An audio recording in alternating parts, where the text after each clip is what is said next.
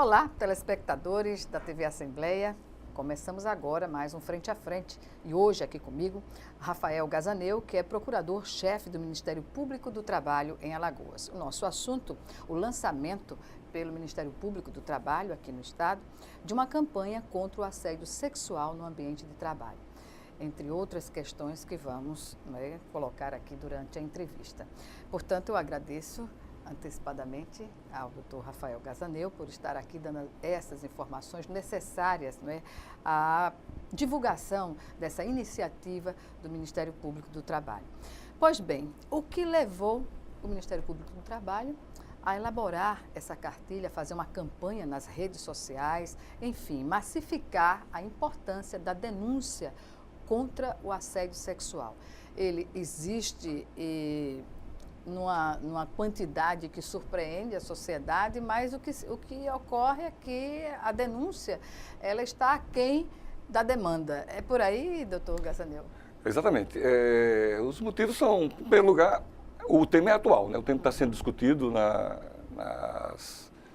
pelas pessoas, nas redes sociais, na televisão.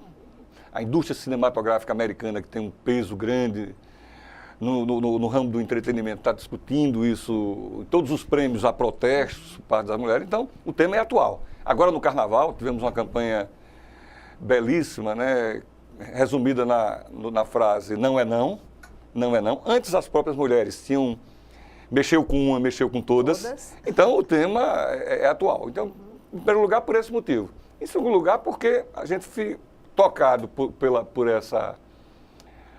esse número crescente de discussão e de debate, a gente fez um levantamento no Ministério Público, chegamos à seguinte conclusão, que de 2010 até agora, 2017, 7, 8 anos, só haviam aparecido apenas 20 denúncias relacionadas com assédio sexual. 20 denúncias? 20 denúncias apenas, né, em aproximadamente 8 anos. Enquanto nos últimos 2 anos, a gente levantou um período mais recente, 2016, 2017, de assédio sexual como gênero, de uma forma geral, tinham aproximadamente 200. Então a gente viu uma disparidade muito grande e ficamos, de certa forma, perplexos pelo número ainda pequeno, nada obstante, como eu disse, a atualidade do tema. E aí resolvemos, naturalmente, levantar o problema com o objetivo de que esse assunto, de que essa matéria seja discutida, como nós estamos fazendo agora, né, nos programas de televisão, nos programas de rádio, no seio das famílias, nas escolas, enfim. E nas organizações. Nas organizações, né? Sobretudo no ambiente de trabalho, obviamente, que é o foco da nossa campanha, né? Pois bem, comecemos então pelo que caracteriza o assédio sexual no ambiente de trabalho. Eu entendo, existe até uma discussão técnica, que não cabe agora entrar em detalhes, mas, na minha opinião, o assédio sexual é uma espécie do gênero assédio. O assédio ocorre de diversas maneiras, né? As variantes são inúmeras. Quais as principais, né? O assédio relacionado com a orientação sexual. Não é incomum. Existem muitas denúncias com esse componente. Cor da pele, né? Até a opção religiosa também existem denúncias nesse sentido. A mais comum de todas, por incrível que pareça, Gorete, é o assédio decorrente do tratamento dado pelo superior hierárquico em relação aos seus subordinados. Geralmente tratando os seus subordinados de forma completamente constrangedora, né? Gritando, com palavras de baixo calão, enfim. Essa é a maior quantidade de situações de assédio que são denunciadas. E como eu disse, né, então o sexual é uma das espécies desse gênero assédio. Como ele se caracteriza? Basicamente, em linhas gerais, como se caracterizam as demais espécies. É uma atitude, uma conduta do assediador em relação à sua vítima, que cria um constrangimento muito grande e resulta em dor, em humilhação e em sofrimento. Em trauma, né? E muitas vezes em trauma que acarreta problemas psicológicos sérios. Chega-se ao ponto da vítima se recusar a ir trabalhar. e geralmente recorre a um serviço médico, que, constatado o problema, geralmente concede um afastamento, e quem vai, se ultrapassar os 15 primeiros dias, quem vai fazer esse pagamento vai ser o sistema, né? A Previdência Social. Então, toda a sociedade termina pagando por isso. Aliás, isso ocorre, Gorete, em todos os tipos de assédio. Esse do gritar, do tratamento descortês, fora do padrão razoável, também ocasiona muito problemas, traumas e problemas psicológicos. Mas né? nesse caso específico do assédio sexual, quando se consegue fazer a denúncia, por parte das empresas, qual é o que compete às empresas, às organizações, sejam elas públicas ou privadas, para com o assediador? Porque penalizada a vítima já está. Né? Ela, se não tomar uma providência em relação à atitude do assediador, termina que ela pode até, uma pessoa é concursada, não volte a trabalhar, não tem a condição de voltar a trabalhar, porque causa um constrangimento diante não só da pessoa em si, mas em relação ao seu meio, não é? Exatamente. Veja só, o número, como eu disse, é muito pequeno de casos que chegam ao conhecimento do Ministério Público. E daí, exatamente, como já explicamos, a campanha. Agora, veja só, na prática, como isso poderia ser, digamos assim, trabalhado, administrado, por parte do empregador. Se ele toma consciência do problema, então, isso vale para o assédio sexual e para os demais espécies de assédio. Todos os tipos de assédio. Eu recomendaria que o empregador se conscientizasse do problema, chegasse à conclusão de que ele existe ou potencialmente pode ocorrer, e aí fazer um trabalho de prevenção. E como seria esse trabalho de prevenção? O trabalho de prevenção, essa mesma cartilha que está servindo de base para a campanha, ele obviamente que pode adaptar ao seu ambiente de trabalho e distribuí-la aos seus empregados. Ele pode, periodicamente, realizar encontros, seminários, debates e discussão, comandado por um palestrante, que vai fazer esclarecimentos sobre como isso pode ser evitado e como pode denunciar. Uma outra proposta também que a gente sempre faz às empresas é que ela abra um canal de negociação que preserve a identidade de quem está denunciando, para que o dono da empresa, ou o seu diretor, ou o seu gerente, possa tomar algum tipo de providência e evitar que o problema venha a ocorrer.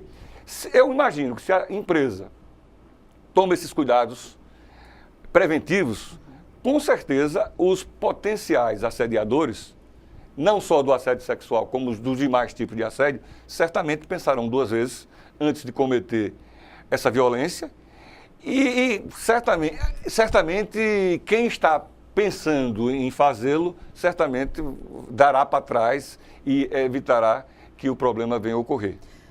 Em alguns casos em que a reincidência seja frequente e que a vítima assediada não tenha outra alternativa, já tenha feita a denúncia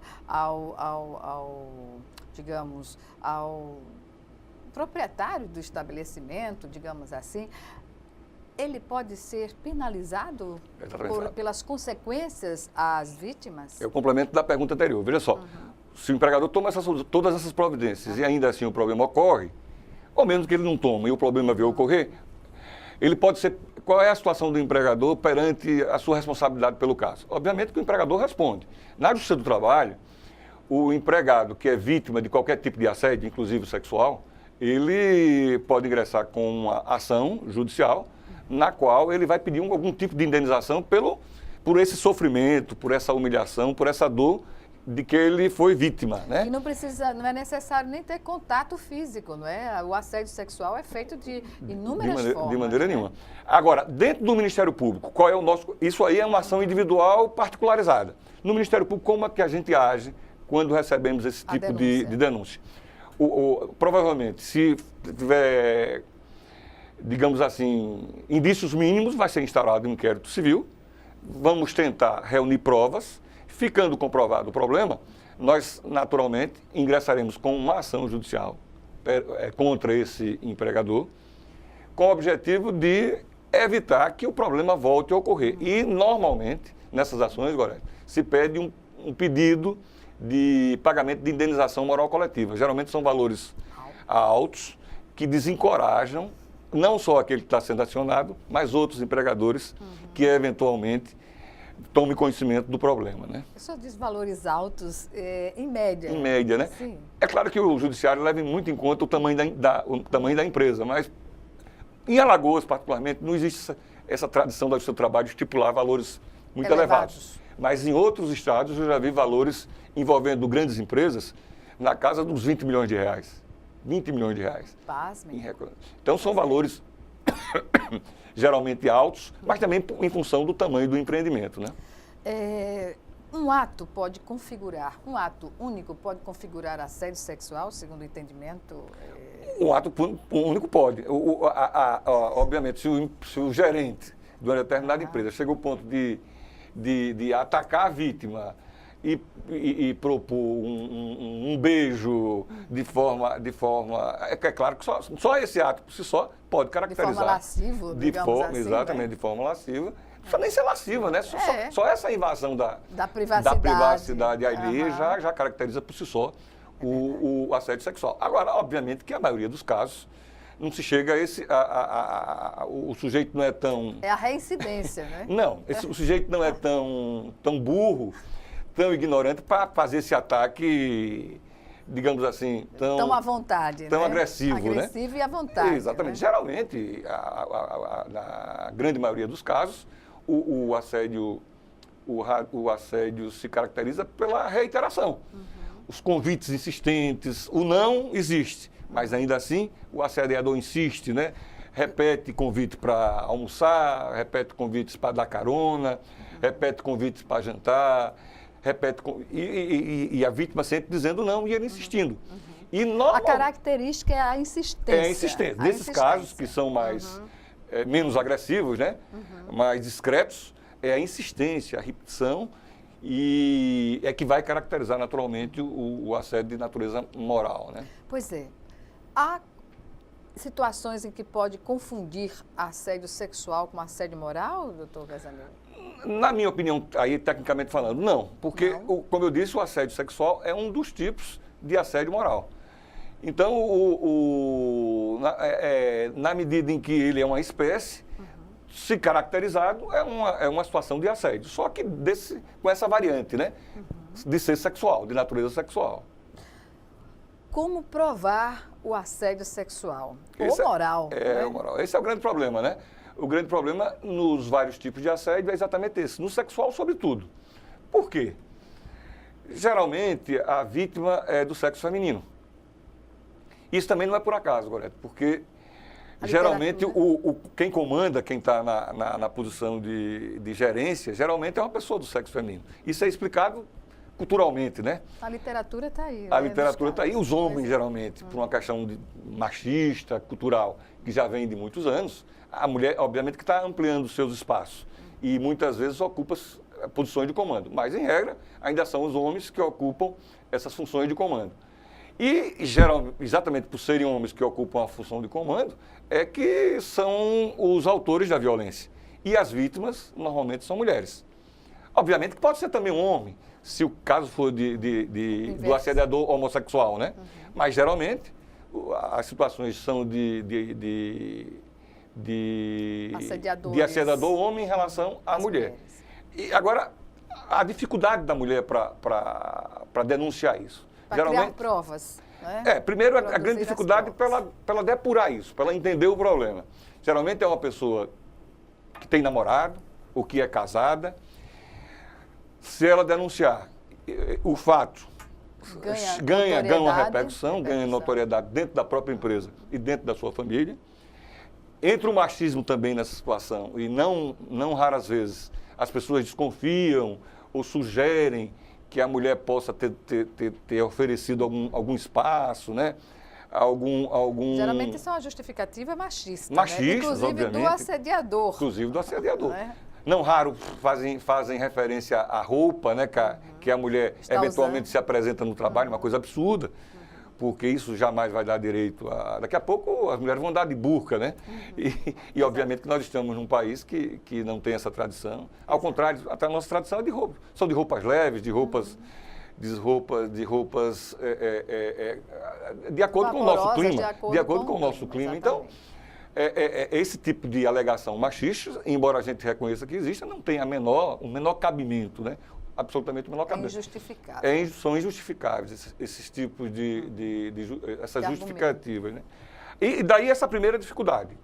Como fazê-lo? O choque para administrar o problema. Geralmente isso vem acompanhado de uma ameaça.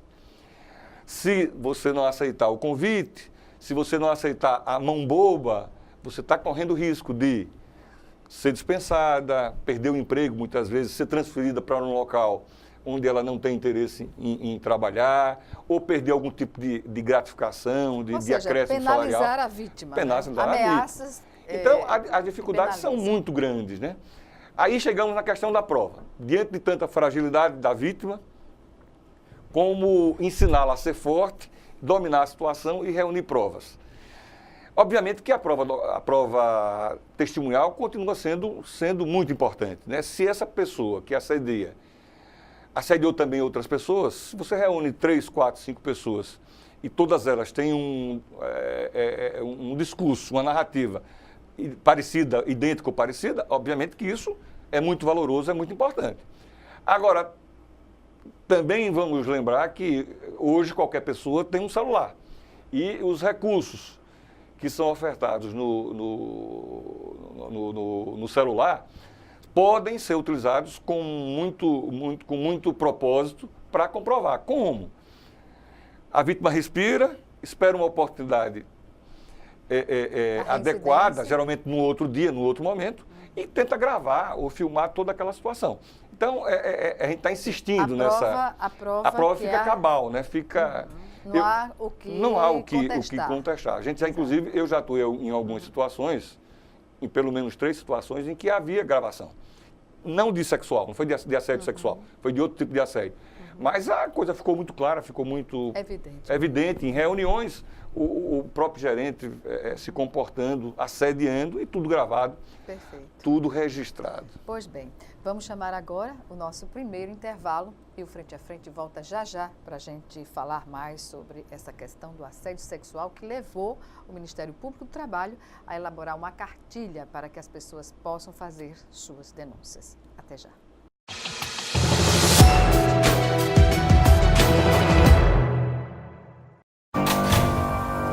A ditadura foi uma época de violação de direitos.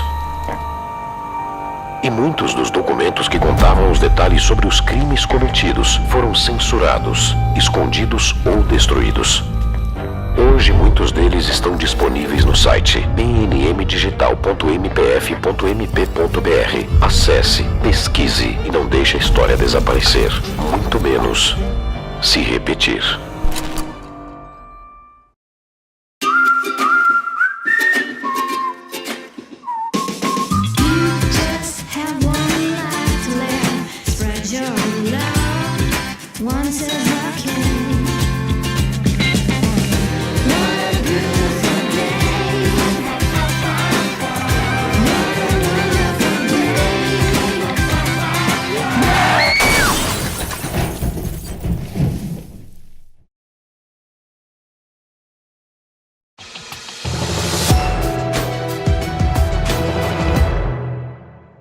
Estamos de volta com o Frente a Frente, que hoje recebe o procurador-chefe do Ministério Público do Trabalho em Alagoas, Rafael Gazaneu.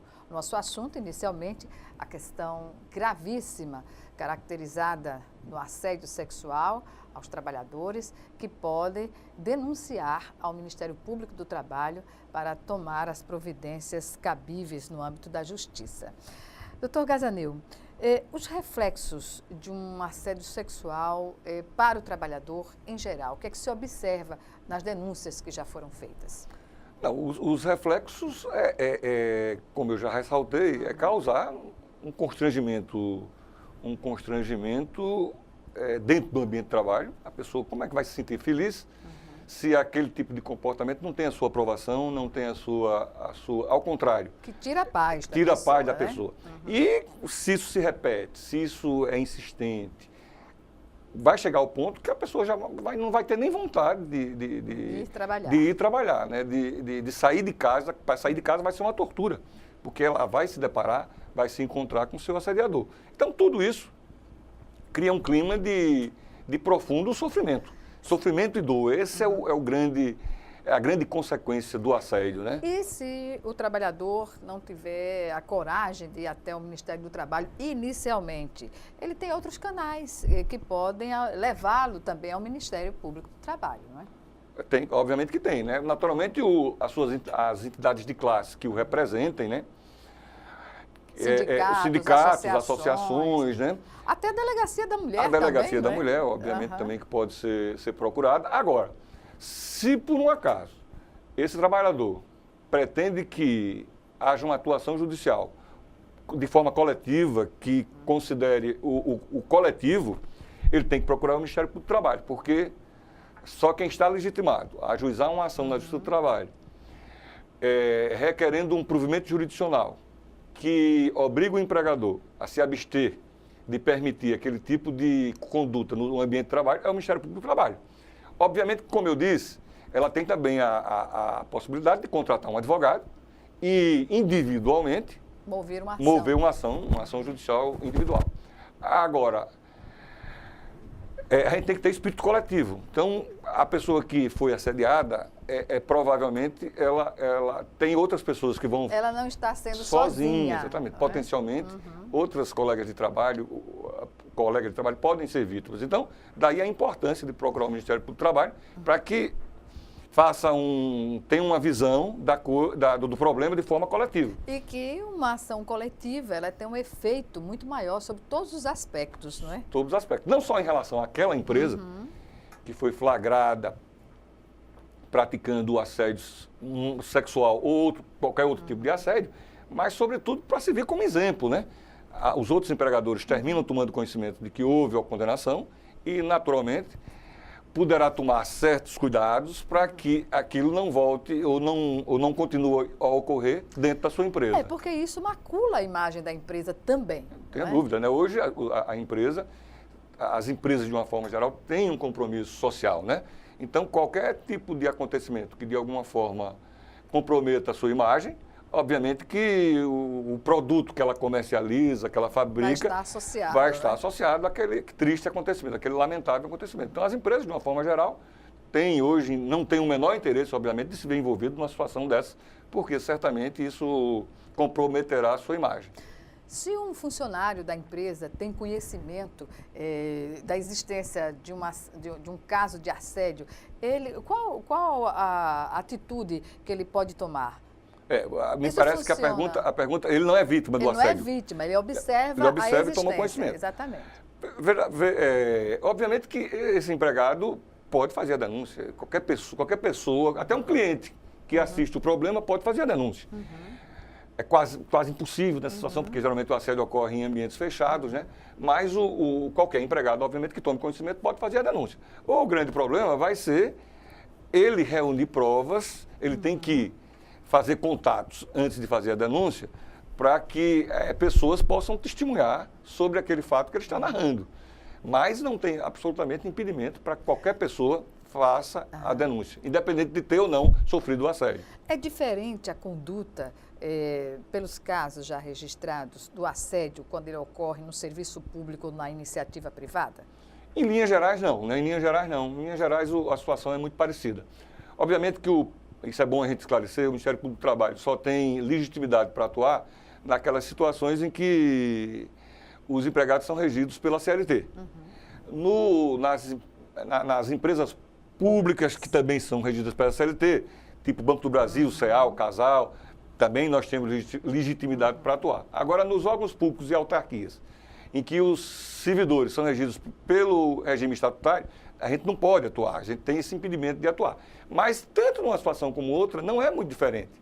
É claro que no serviço público clássico, os servidores são regidos pelo regime estatutário e, não raro, eles têm a estabilidade.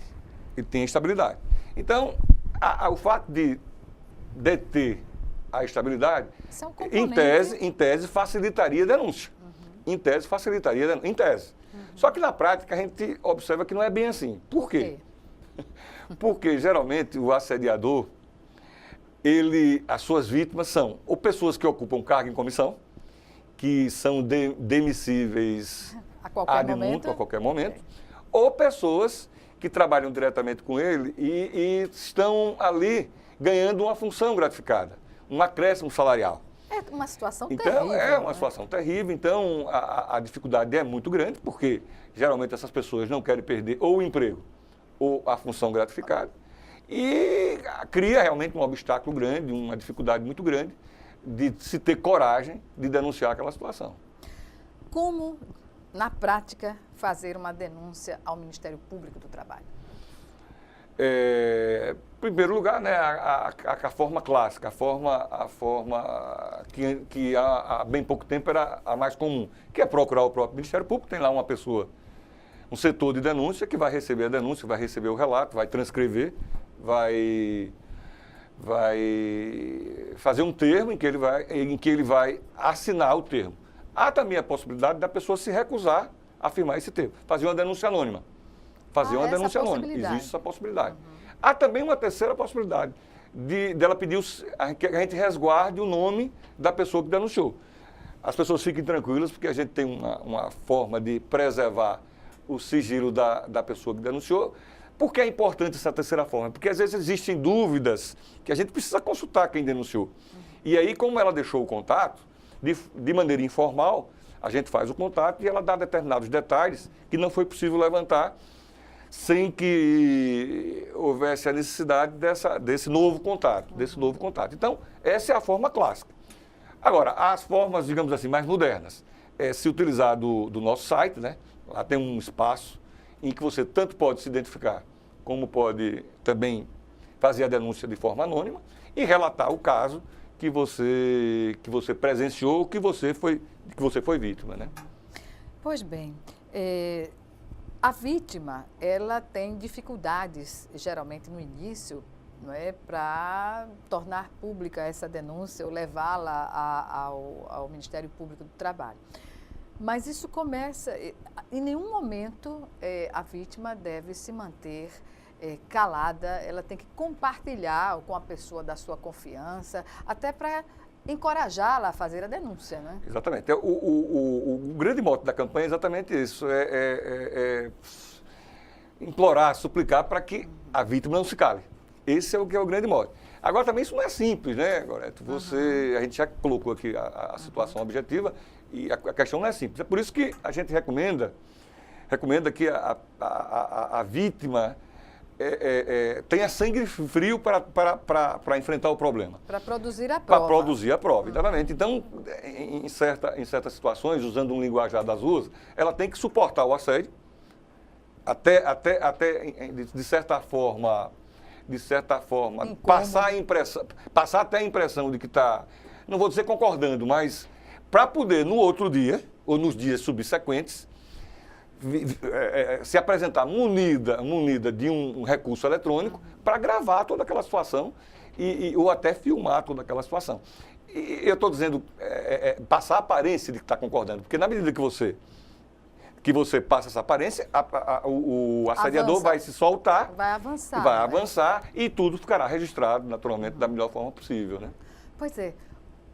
Já se pensou numa ação articulada do Ministério Público do Trabalho com as entidades ou com a Secretaria de Estado da Mulher para fazer, por exemplo, um acompanhamento psicológico às mulheres que são vítimas do assédio, não é? E, por exemplo, uma mulher vítima do assédio que chega a fazer a denúncia, ela já deu publicidade ao fato no ambiente da empresa, a família geralmente já está informada, as situações, a informação já passa a ser quase que de domínio público para um certo grupo, não é verdade? E, nesse caso, ela precisa de um acolhimento. Ela precisa ser acolhida no sentido de fortalecer e exemplificar para outras mulheres a necessidade de fazer a denúncia.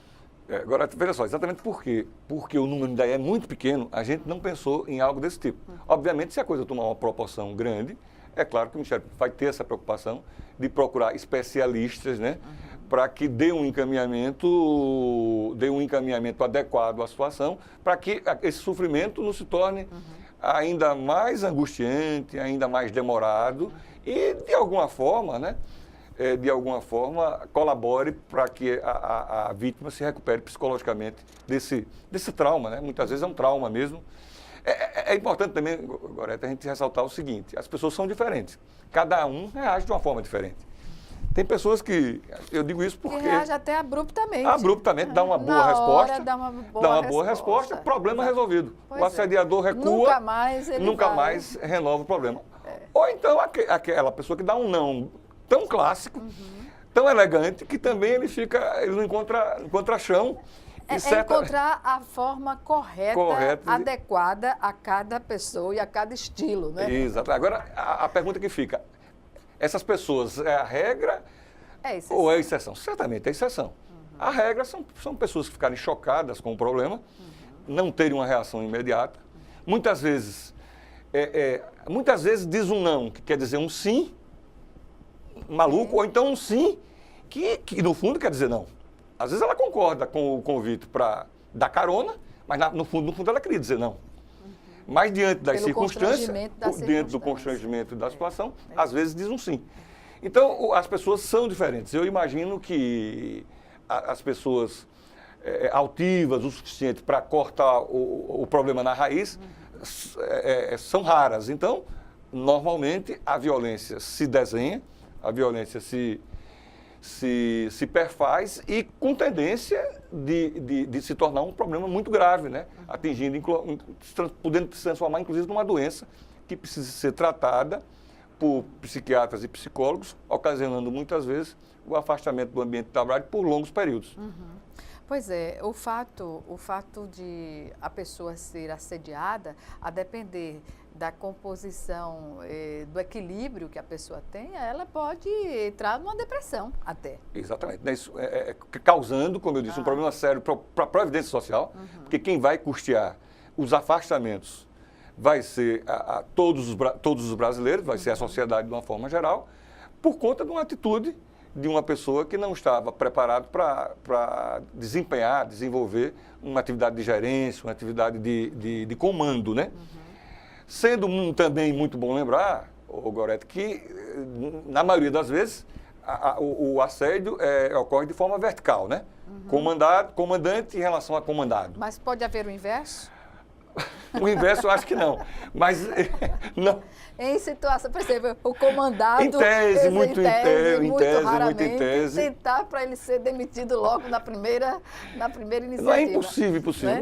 mas eu não conheço, desconheço uma situação desse tipo. Agora, na forma horizontal, isso também é muito comum. Não é incomum. O caso famoso do ator José Maia, né, em relação à Rede Globo, foi no plano horizontal. Ele não era o diretor da novela, ele não era o produtor da novela, ele não era o dono da televisão Globo. Determinasse quem ou não deveria trabalhar no elenco da novela. Ele se aproveitou de uma situação objetiva, se não me engano, a pessoa assediada era uma mulher que fazia parte eu acho que não era maquiagem, era parte de vestuário e tal. Então ele aproveitava aquele contato diariamente. O figurino da novela que ele estava se preparando para gravar. E, a partir dali, começaram as famosas intimidades. E o interessante é que ele, perdão interrompê-lo, doutor Gazanel, é que no caso do ator José Maia, ele já tinha uma fama nacional, não é, de conquistador, então colocavam ele sempre em papéis daquele homem que era sedutor, que tentava seduzir as mulheres, enfim. Isso, de certa forma, pode ter levado, né, estimulado a acontecer, ou o senhor não seria a pessoa, né? Porque isso é um traço psicológico, né, para se avaliar. Mas não creio que isso influencie necessariamente, porque pelo fato dele ser sempre o galã, conquistador, que namorava as protagonistas da novela. Exatamente. Isso não quer dizer absolutamente que na vida privada ele vai se comportar da mesma forma, absolutamente. Mas durante a denúncia já se comprovou que... O que eu me lembro que muitas atrizes foram entrevistadas sobre o problema, e muitas delas reagiu como se, o Zé Maia, como sugerindo que ele era acostumado, sugerindo que ele era acostumado a fazer isso no set de filmagem, né, no dia a dia do seu trabalho.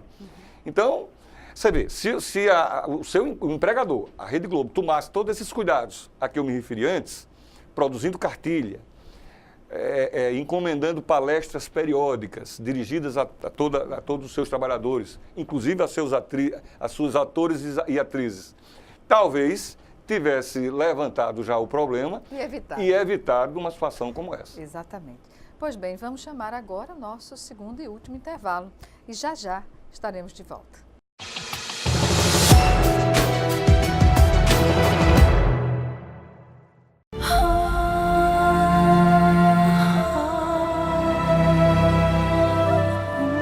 O que é urgente para você? Para muitas famílias, a prioridade é não morrer de frio.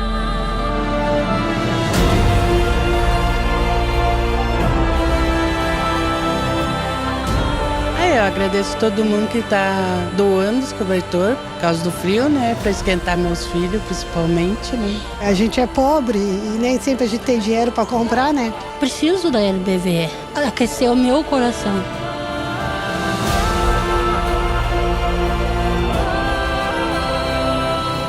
Quando a LBV chamar, diga sim.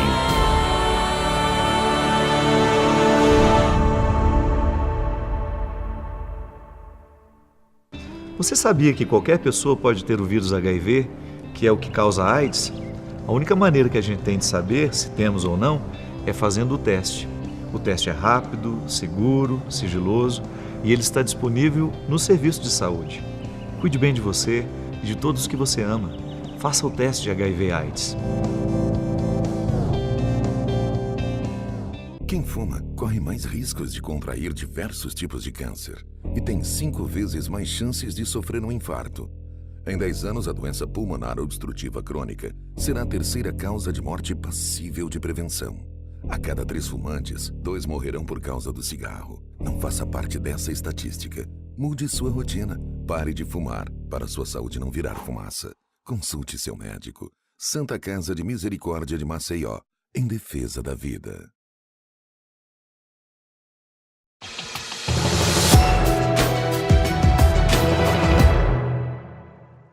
Estamos de volta para o último bloco do Frente a Frente, que hoje recebe o procurador-chefe do Ministério Público do Trabalho em Alagoas, Rafael Gazaneu.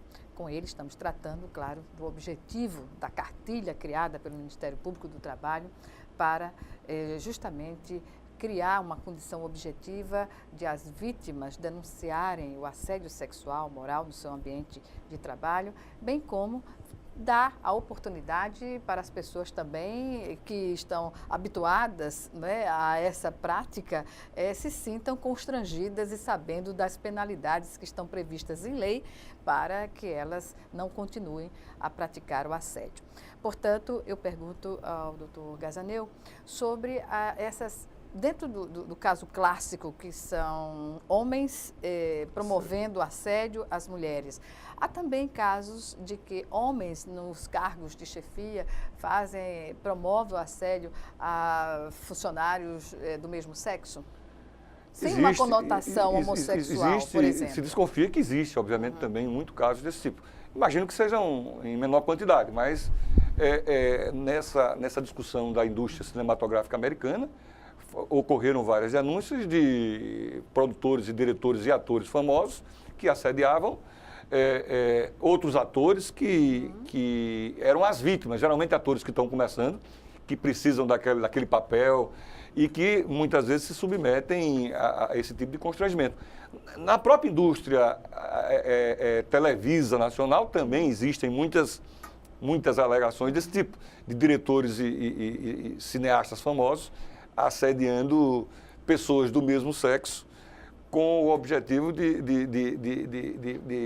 em troca de facilitar a contratação de atores e atores que estão geralmente iniciando a carreira. Então isso é possível. Se é possível na indústria do entretenimento, obviamente que é possível em qualquer ramo da atividade econômica, né? Pois bem. E com relação ao assédio no âmbito da homossexualidade, o que dizer? Isso também não é incomum. Isso existem algumas denúncias que já chegaram ao Ministério Público e a gente constata, Gorete, que nesse caso, geralmente o assédio, por incrível que pareça, ele também é horizontal. Ele acontece no plano vertical, o tratamento que o comandante dá ao comandado, no sentido de lembrar a vítima de que ele é homossexual. E não raro, o chamando no português da rua, do famoso viado, né? Então isso não é incomum. Viadinho, mulherzinha. Constrange inicialmente. Isso cria um constrangimento Deprecia, e uma humilhação. Desrespeita. Então isso... Agora, engraçado que isso é muito importante a gente alertar, que é mais comum no plano horizontal. E como isso ocorre objetivamente? Dentro de pessoas que estão no mesmo patamar hierárquico, no mesmo ambiente, as brincadeiras frequentes. O viadinho, o mulherzinha, o afeminado, isso a quem está assediando não é superior hierárquico. Mas ainda assim tira brincadeiras pesadas e frequentes. Que não são recomendáveis no ambiente, numa organização. Né? Quem é que gosta de ser tratado com essa adjetivação? Obviamente que ninguém, né? Então, aí a grande pergunta e a grande questão, qual a responsabilidade do empregador nessa situação? De manter esse ambiente propício, até pode não ser diretamente, mas encoraja a pessoa a tomar uma atitude ligada ao assédio, porque o assediado já vai estar penalizado, fragilizado por conta desses constrangimentos. Né? Exatamente. Então é importante alertar, o empregador tem responsabilidade sim. Ele às vezes pode não ter nem conhecimento e vai ser responsabilizado, porque ele deveria, em tese, ter conhecimento. Ele tem que estar consciente de tudo que acontece dentro do ambiente de trabalho. Então, na medida em que ele não... Isso, a hierarquia. Ele não procurou saber o que estava ocorrendo dentro daquele departamento, dentro daquela seção, ele termina sendo responsabilizado. E com maior razão se ele souber, se ele tomar conhecimento. Se ele tinha conhecimento de que existia esse tipo de brincadeira e não tomou nenhuma providência, não repreendeu, não suspendeu ou até demitiu quem estava se comportando dessa forma, ele pode ser responsabilizado, motivo obviamente. De demissão a pessoa que pratica o assédio? Não, eu digo assim, o assédio em todos os níveis, horizontal principalmente. Se o empregador toma conhecimento que um determinado empregado está se comportando dessa forma, tirando brincadeiras e brincando de uma forma que possa caracterizar o assédio moral, obviamente que ele poderá aplicar as penalidades previstas em lei. Não aconselho imediatamente que seja aplicada a pena de demissão. Claro. Existe a gradação. Primeiro, adverti-lo oficialmente. Depois, se for o caso, suspendê-lo. Em último caso, se o problema persiste, demiti-lo. Por quê?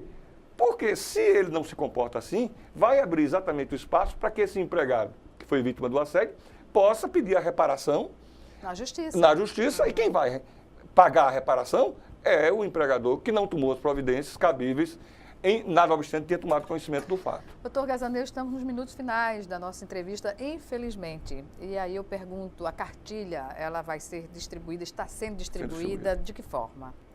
Está sendo distribuída primeiramente nas entidades sindicais, para que eles façam um trabalho também de conscientização entre os seus associados. Está programada também uma distribuição em pontos estratégicos do semáforos, por exemplo, ou na orla marítima. Está sendo programada também uma distribuição desse tipo. E também há uma programação para que isso também seja efetuado nas escolas. É uma maneira também da gente divulgar a campanha e fazer uma conscientização das pessoas sobre o problema. Agora, também existe uma programação para a gente fazer uma grande campanha nos ônibus e no VLT. No VLT. A gente está tentando negociar algum tipo de espaço para que... Lembre-se que no VLT e nos ônibus, as pessoas que trabalham estão sendo transportadas. Exatamente. Então, é também uma forma delas serem alertadas de que o problema existe e, se existe, vamos denunciá-lo. Pois é. Não é não, né? Não é não, sempre. De forma veemente ou não. Exatamente. Obrigada. Mais uma vez, eu agradeço a sua participação e, claro, esperando revê-lo em outra entrevista com o sucesso dessa cartilha. Muito bem. Eu que agradeço a TV Assembleia e a você particularmente por mais essa oportunidade. Obrigada. Obrigada a você também que nos assistiu e até o nosso próximo encontro aqui, frente a frente, também com você.